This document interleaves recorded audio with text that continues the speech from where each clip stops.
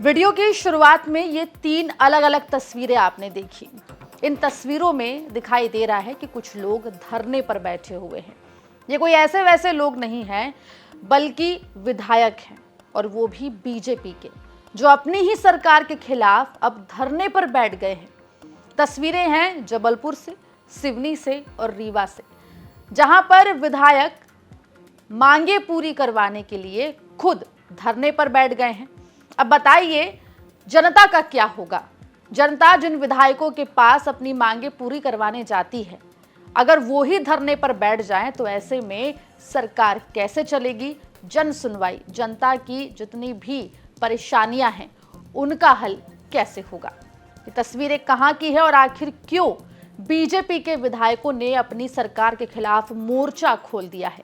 आपको विस्तार से हम इस रिपोर्ट में बताएंगे। नमस्कार, आप देख रहे हैं एमपी तक और मैं हूं आपके साथ आकांक्षा ठाकुर। विधानसभा चुनाव में बीजेपी को प्रचंड जीत हासिल हुई। 163 विधायकों के साथ बीजेपी की सत्ता बनी। उसके बाद आपको बता दें कि लोकसभा चुनाव हुए, जिसमें भी सांसद 29 के 29 बीजेपी के जीत के आए। लेकिन इसके बावजूद भी ऐसा नजर आ रहा है जैसे कि बीजेपी की सरकार होने के बावजूद भी बीजेपी के विधायकों की सुनवाई नहीं हो रही। वरना विधायक जी ऐसे सड़कों पर क्यों बैठ जाते? गुस्से में तमतमाते क्यों? अफसरों को लताड़ लगाते हुए क्यों नजर आते? पहला मामला आपको सिवनी का बताते हैं, जहां पर गायों के शव मिलने के बाद से ही स्थानीय विधायक दिनेश राय प्रशासन के खिलाफ सड़क पर उतर गए। विधायक जी पुलिस प्रशासन पर गंभीर आरोप लगा रहे हैं।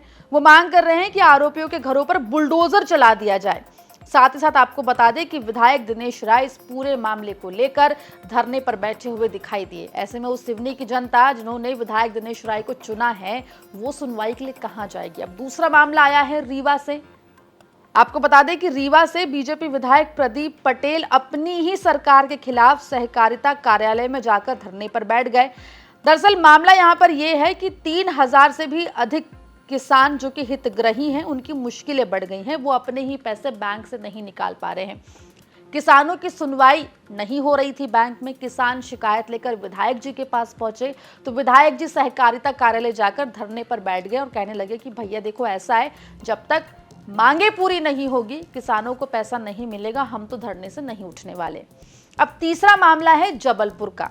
जबलपुर में जहां पर बिजली अधिकारी के खिलाफ शिकायत करने के लिए 1 या 2 नहीं बल्कि 3 विधायक थाने के सामने जाकर धरने पर बैठ गए। इतना ही नहीं, जबलपुर से विधायक अभिलाष पांडे ने तो एसपी साहब को हाजिर तक होने की धमकी दे दी। आपको बता दें कि जबलपुर में अभिलाष पांडे, अशोक रोहानी और अजय विश्नोई बीजेपी के पदाधिकारियों के साथ 6 घंटे तक पुलिस थाने के सामने धरने पर बैठे रहे।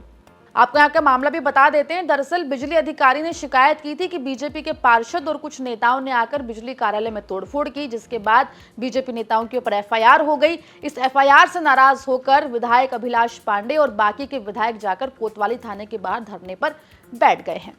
फिलहाल जिस तरीके से मोहन सरकार के विधायक धरने पर बैठ रहे हैं, इससे तो ऐसा ही लग रहा है कि जैसे विधायकों ने अपने ही शासन प्रशासन के खिलाफ मोर्चा खोल दिया है।